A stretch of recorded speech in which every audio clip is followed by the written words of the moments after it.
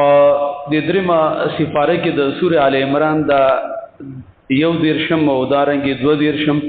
31 او 32 نمبر په دې آیه المبارکه کې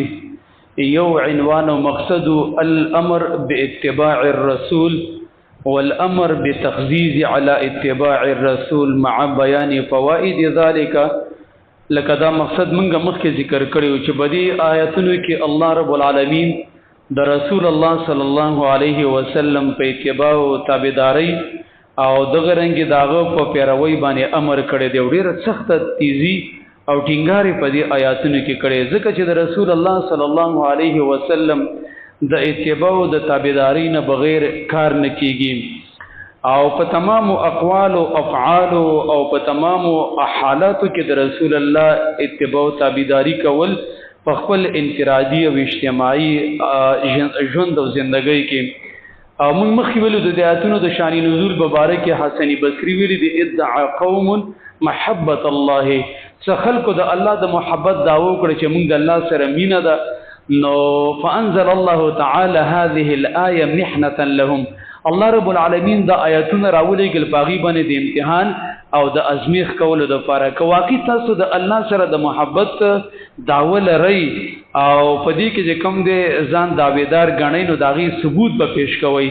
او ثبوت دا دی چې د الله د حبیب د رسول الله صلی الله علیه وسلم اتباع او تابعداري وکوي. دیو جنا دغه ویلي دی حافظ ابن کثیر چې وهذه الايه حاکمه على كل من اتبع على كل من ادعى محبه الله. دا آیت قضاوت او فیصله کوي په هر هغه چا باندې چې یو سره د الله د محبت داوا کوي خو لیکن وليس هو على شريعه المحمدي وعلى طريقه المحمدي فهو كاذب في دعواه وكتاب الله يكذبهم. یو سره د رسول الله صلی الله علیه وسلم او د الله د محبت داوی کوي خو عملا داغه تابعداري نه کوي نو د الله دا کتاب او د آیت دروغجن کوي چې نه ته دروغجنی ترڅو چې د رسول الله اتباع او تابعداري دي نه کړي. کته سو ګورئ نو د الله رب العالمین د وجود د منلو او د الله د محبت داوه په اره فرقه کې شته دي که يهود دي که نصارا دي که مجوس دي که هندوان دي که څوک نبی علیہ الصلوۃ والسلام منی او کني منی که څوک قرآن منی او کني منی خو د الله د محبت او د الله د منلو داویدار په اره ځای کې شته دي په اره فرقه کې او د انسانانو په اره طبقه کې شته دي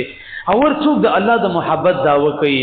اوس کوم دی هم د امریکای صدر ټرمپ غم د الله د وجود داوا کوي او دغه رنګ د الله د رحمت امیدوار دی او دا قسمه خبرې کوي.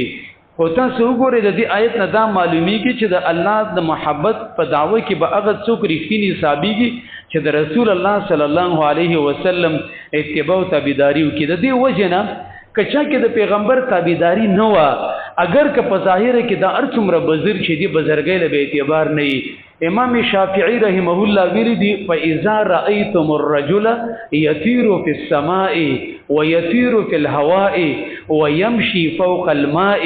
که یو سړی په داسې ظاهر کرامت باندې ولید چې په هوا کې الوتی او یا د سمندر د پاسه او د اوبو د پاسه منډه والا یا په اور کې چې کم دی لاس ورکو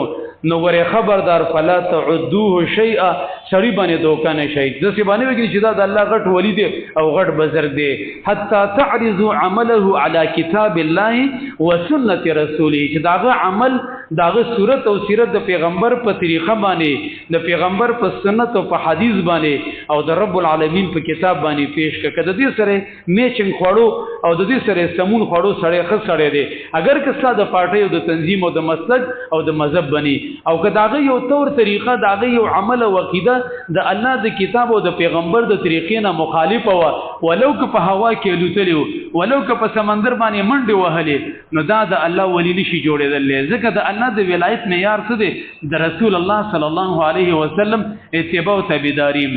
سهل ابن عبد الله تستری ویل دي وای د الله سبحانه و تعالی سره محبت کیږي او د الله د محبت نه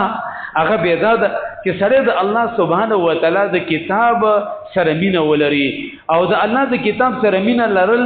دا د رسول الله صلی الله علیه وسلم سره مینه لرل دي او د الله د رسول الله سره محبت داغه د سنت او داغه د احادیث سره او د رنګ د الله او د قران او د رسول الله او د سنت د محبت نه هبدای چې سره د ځان سره محبت وکي او د ځان سره محبت دا دی چې آخرت ته توجه کول او دنیا کې چې کم د زهد او د بیرغبتۍ ژوندۍ تیرول مفسرین د دې آیت په ذیل کې او د دې په فائدہ کې به د پیغمبر د تابعداري دغه چې څوک د پیغمبر د تابعداري نه خلاف کوي د سنت مخالفت کوي داغي اضرار او نقصان ذکر کړی دي نبی علیہ الصلوۃ والسلام د سنت چې څوک خلاف کوي داغي ډېر عجیب او ناشنا سزاګانی دي او ناشنا اضرار دي یو چې کوم دی ومن عجیب ذلك العقوبه تعجيل العقوبه في الدنيا یو ناشنا ضرر د پیغمبر د سنت د مخالفت دا دی چې دنیا ته په دنیا کې یو انسان ته پوری تور باندې سزا ملاويږي نبی علیہ الصلوۃ والسلام فرمایي لا تتركوا النساء ليلا تاسو کې چې کله یو سړی د سفر نه د بهر نه راځي نو کور ته د اجازه نه ور داخليږي لاول د کور والته اطلاع ورکړي د سیدی نه ورځي نو په دې کې دوه کسانو سره خلاف وکړو دې سنت طریقې نه چې کور ته ورل نو فوجد كل احد مع امراته رجلا ار یو سړی چې د خپل کور کې د خپل زنانه سره هیڅ پردې سړی بوند کو ته ګوره د سنت نه خلاف وکړو د دې نبی د پیغمبر او د دې سنت نه خلاف وکړو الله سبحانه و تعالی دا سزا ورکړه چې د خپل کور والا سره پردې سړی بوند کو دا د نبی د سنت د مخالفت د وجنه دا رنګ اهل علم ویلي چې د نبی د سنت سپکاوي او تحقیر کو دا به ضرور چې کم دی پلور خور باندې بشرمیږي ولا عیاذ بالله دا ډېر ناشنا سزا ده او موږ تاسو دغه معاشره کې مشاهده کولای شو نبی له سنت و سلام سره یو سړی خوراک کو نو په ګستاس باندې خوراک کوم نغه ته ویل چې په دې ګستاس باندې خوراک مکوه په خلاص باندې نغه سړی ویل چې لا استطيع عظما وسو طاقت نشته دي زه په خلاص باندې خوراک نشم کولای راوی ویل دی وما منعه الا الكبر دا خبره تکبر د وجنه وکړه نو پیغمبر او تیسه خیره وکړه الله استطاعت ز الله دې تعالی طاقت درنکي نو وی فما رفعه حتى الموت تر د مرګ پورې چې کم دی دا لاسی به پورته نه کو لاسی چې کم دی سوچ شوم دا د نبی صلی الله علیه وسلم د سنت او د حدیثو د مخالفت د وجنه یو مشهوره مسله ده دغه ته مسله د مسرات ویل کیږي مسله د مسرات ته ویل کیږي چې ته او ساروي خرڅین او منډي کې سبا له وباسي نو دغه غلان دې سبند کې نه رال وشي د دې لپاره چې دا غلان دې وپړسيږي او دې په ګران قیمت باندې خرڅ کما سړې په دوکشي د دې حدیث راوي چې دی نو هغه ابو هريره جنو راوي دی نو د یو دا مسله چې د احناف د مذهب نه خلاف دغه به د ائمه اختلاف دی نو د یو شافعي او د یو حنفي په دې مسله کې اختلاف هم شافعي ول حدیث دسه دی او دغه ول حنفي ول چې نه د دې حدیث جوابونه دي راوی ما ته قتل برنه یو مار راو دنګل چت نو دې سړي په ور منډه کړل خلکو ته ویل چې توب عدو والله دا الله دشمنه توبه وباسه چې کله توبه ویسله هیڅ غمار ورک شوم پس ونه باندې کوم د دسه احادیث هغه اهل علم ذکر کړی دسه واقعات چې پاغي کې خلکو د پیغمبر د سنت نه خلاف کړی دي او الله سبحانه و تعالی په دنیا کې فوري تور باندې داغي سزا ورکړي ده د دې وجنه د رسول الله صلی الله علیه وسلم د سنتو تاخير او داغي سپکاوي نه پکارم د نبی صلی الله علیه وسلم د سنتو د اتباع او ناشنا فائدہ ده چې سړی ته د الله محبت نصیب کیږي ګناونه ته معاف کیږي مخکې ویل کنه واوفیت کل نفس ما کسبت په قیامت کې به هر نفس داغه د کړو بدله ملاويږي دا انسان به ارمان کوي دا نفس شهي ارمان دي دا ګناه په مشرق کې او په مغرب کې وي دا په یو زمانه کې او په بل کې وي دا ګناه چې د معاف کیږي دا د نبی صلی الله علیه وسلم د سنتو په اتباع او تابعداري باندې ډیر عجیب او ناشنا خیرونه دي او په مخالفت کې ډیر عجیب او ناشنا اضرار او نقصانات دي قلت و ان کنتم کشریه و تاسو تحبون الله چې تاسو محبت کوئ د الله تعالی سره منا د الله سره د محبت داول لري نو راشد اغي ثبوت داري فتبعوني تاسو اتباع او تابعداري کوي زمام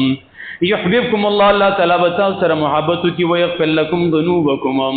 الله بماف کی تاسو توبه بخی تاسو گناونه والله غفور رحیم الله تعالی بهون کې او رحم کون کې قولوا تو اطيع الله تاسو اطاعت او تابعداري کوي د الله تعالی او رسول او د پیغمبرم منا اطاعت د پیغمبر فرض دی پزمن د اطاعت د الله تعالی کې فین تولوا پس کچره تاسو مخ واړو رګردانی وکړو اعراض مو کو د رسول الله د اطاعت او داغه د تابعدارین فین الله لا يحب الكافرین الله تعالی مینا محبت نکي د کافرو سره الله چې محبت کوي د بنده سره داغي څه شکل له یو فائدہ د ان شاء الله د سبانی درس کې ذکر شي